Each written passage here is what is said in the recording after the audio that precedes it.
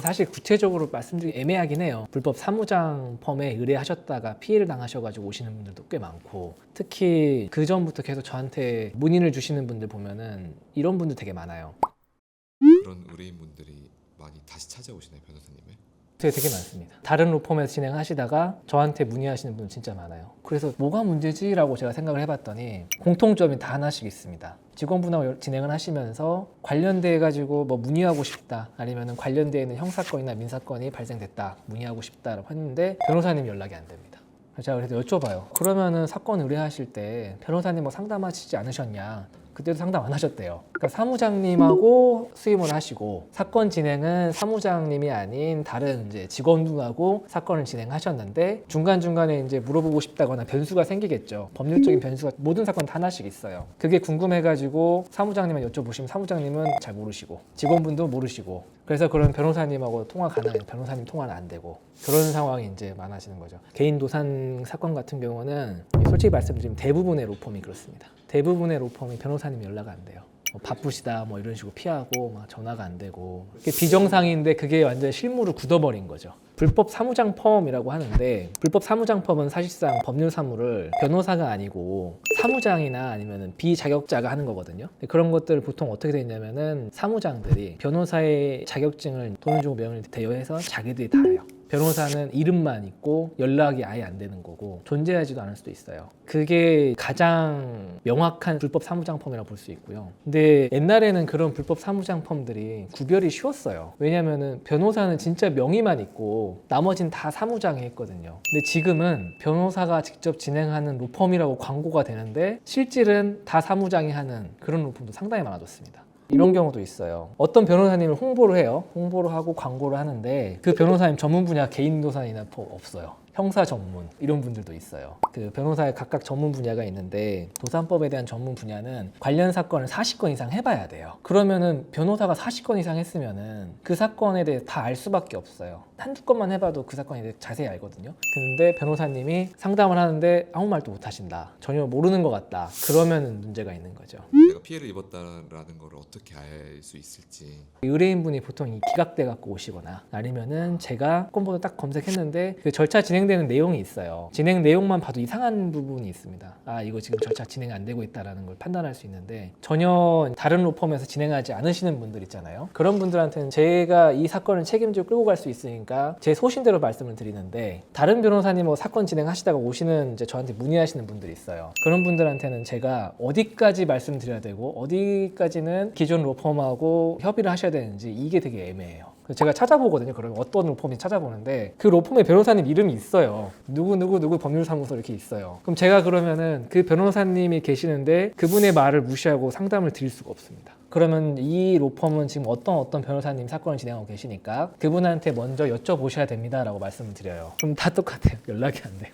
변호사님 연락이 안 돼요 이렇게 하거든요. 저도 좀 당혹스럽죠.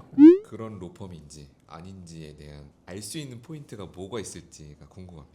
제일 확실한 건요, 사무장 상담을 피하는 게 제일 좋죠. 아니면은 상담도 변호사가 하고 사건을 직접 진행하는 것도 변호사가 하는 게 가장 좋습니다. 일단 첫 번째로 변호사 상담 되는지, 그러니까 변호사 상담을 내가 원할 때 가능한지가 중요한 게 아니고요, 처음부터 변호사 상담이 돼야 됩니다. 사무장이랑 상담했는데 저 변호사님하고 상담하고 싶어요 라고 하잖아요. 그러면 당연히 사건 수임 전에는 상담이 되겠죠. 사건 수임 되면 상담이 안 될 수도 있어요. 그래서 제일 좋은 건 변호사님 직통번호를 아는 게 제일 좋습니다.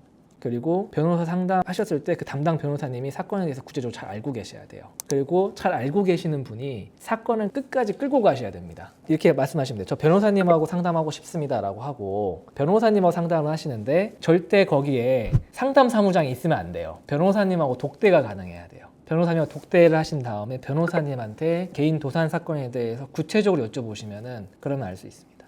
변호사님이 처음부터 끝까지 사건을 담당해서 진행하는 게 왜 좋은지. 대형 로펌 같은 경우는 파트너 변호사 사건을 수임하고 서류를 담당하는 소속 변호사님이 배당을 해요. 그러면 이 사건을 서류를 담당하는 소속 변호사님이 끌고 가느냐? 그게 아니에요. 파트너 변호사님 사건을 끌고 가는 거예요. 그리고 소속 변호사님은 도와줍니다. 파트너 변호사를. 정말 중요한 변론이 있을 때마다 파트너 변호사가 나와가지고 직접 변론하시고, 중요하지 않은 재판은 소속 변호사가 가기도 하고 그러면서 협력을 하는 거예요. 근데 최근에 문제되는 게 뭐냐면은 상담과 사건 진행이 따로 격리돼 있다는, 구분돼 있다는 거예요. 한 명한테는 상담만 해가지고 무조건 체결만 시키고 다른 한 명한테는 무조건 사건 진행만 시키고 둘 사이에 커뮤니케이션 단절돼 있고 예를 들면은 계좌 거래 내역을 법원에서 1년에서 2년치를 보거든요. 계좌 거래 내역에 한 3천만 원, 4천만 원 정도의 입출금 거래 내역이 있어요. 근데 뭐 가족하고 서로 뭐 왔다 갔다 했던 것 같아요. 생활비 형식으로. 그러면 이거에 대해서 충분히 안내가 나가야 되거든요. 왜냐하면 법원에서는 계좌 거래 내역 중에서 소명되지 않는 거래 내역에 대해서는 재산으로 봐요. 재산으로 보고 재산에 편입시켜가지고 재산 이상을 변제하도록 만듭니다. 그런 거에 대한 설명이 아예 없는 거죠. 상관없습니다. 괜찮아요. 이렇게 하고 그냥 사건을 체결만 강요하는 거예요. 사건 수임만을.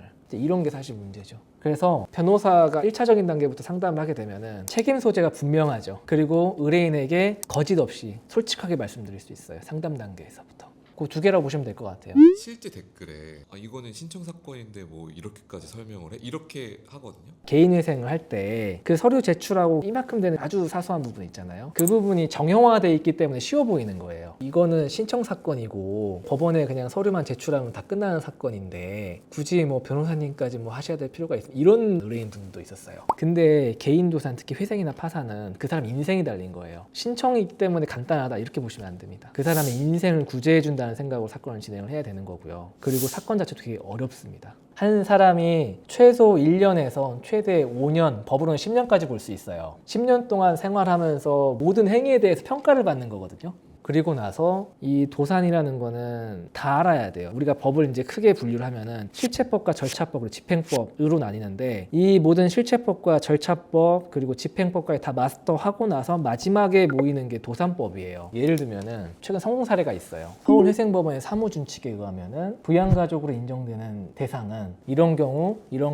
열거해 놨는데 우리 의뢰인을 딱 보니까 열거사항에 2가지는 해당되는데 1가지가 해당이 안 되는 거예요. 법원에서는 좀 명확하거든요. 사무준칙 몇 조 몇 항에 의하면은 이 사람은 이 요건에 해당되지 않기 때문에 부양가족에서 빼십시오라고 얘기를 했어요. 그러면은 그거를 보통 일반적인 직원이나 사무장들은 어쩔 수 없구나라고 생각하겠죠. 안 된다고 생각을 하겠죠. 근데 사무준칙이 어떤 근거에 의해서 만들어졌는가? 거기까지 가는 거예요. 상위 차원까지 가는 거예요. 우리나라의 법 체계는 헌법이 제일 위에 있죠. 헌법이 있고 그 밑에 법률이 있습니다. 법률이 있고 이 법률에서 밑으로 이제 계속 구체적인 법들이 만들어지는 거예요. 이걸 우리가 전체를 통틀어 법이라고 하는 건데 그렇게 따지면 사무준칙도 일종의 규율이나 법에 가까운 개념으로 보면 돼요. 그러면 사무준칙은 어떤 법에 의해서 위임을 받았냐? 찾아보면은 채무자회생법이 제일 이제 위에 있고 이제 시행령이 있고 그래요. 근데 거기에 보면은 부양가족에 대한 규정이 있습니다. 부양가족에 대한 규정은 보면 추상적으로 돼 있으면서 위임을 하고 있는데 밑에서 이거를 열거해버린 거예요. 어떤 개념이냐면은 상위법에 의하면 이 사람이 부양가족인데 하위법에 의하면 부양가족이 아닌 거죠. 그러면 하위법은 상위법에 반하는 처분인 겁니다. 그걸로 다퉜어요. 그걸로 다퉈가지고 부양가족 인정받았습니다. 만약에 그렇게 부양가족 한 명 인정받을 때마다 변제금은 한 달에 70만 원, 80만 원 깎이는 거죠. 그랬는데 이런 쟁점에 대해서 변호사가 아니면 못 봐요. 변호사가 아니면 못 보고 그냥 일반적인 직원들이나 사무장들은 이 자체에 대한 문제의식도 없습니다. 그냥 거기서 끝나는 거야. 법원 사무준칙에 의하면 이러네, 난 안 되네 라고 하는 거예요. 그러니까 쉬워 보이는 거예요. 법원이 시키는 거에 대해서 의심하지 않기 때문에 그렇습니다. 근데 변호사들은 사실상 의심하고 문제를 해결하는 데 특화되어 있는 사람들이잖아요. 의심하는 거죠. 아무리 법원의 명령이라고 하더라도 의심해 보는 거예요. 법적으로 그 명령이 맞는 건지. 제가 오늘 이렇게 이제 말씀드리는 거는 제가 문제의식을 느껴지는 것 같아요. 개인도산 신청 사건은 맞아요. 신청 사건은 맞는데 이 신청 사건이 사람의 인생을 바꿀 수 있는 사건인 겁니다. 그러면 아무리 쉽든 아니면 어렵든 이거를 다루는 사람은요 막대한 책임을 지고 사건을 진행해야 됩니다. 근데 이거를 자격이 없는 사람이 진행을 한다. 그리고 이게 벌써 10년 이상 뿌리 깊었다. 이거에 대해서 저는 너무나 큰 문제라고 생각을 하고 있어요. 그래서 한번 이번 기회에 회생을 고려하시는 많은 분들이 신청 사건은 간단하니까 아무한테도 맡겨야 된다. 아니 그게 아니고요. 회생을 신청하시는 모든 분들의 인생이 걸린 겁니다. 꼭 그렇게 생각하시고 신중히 고려하셔가지고 사건을 진행하셨으면 좋겠습니다. 그리고 궁금하신 내용 있으시면은 제가 언제든지 제가 직접 상담을 해드리고 있으니까요. 고정 댓글에 전화로 연락 주시면 상담 드리겠습니다. 감사합니다.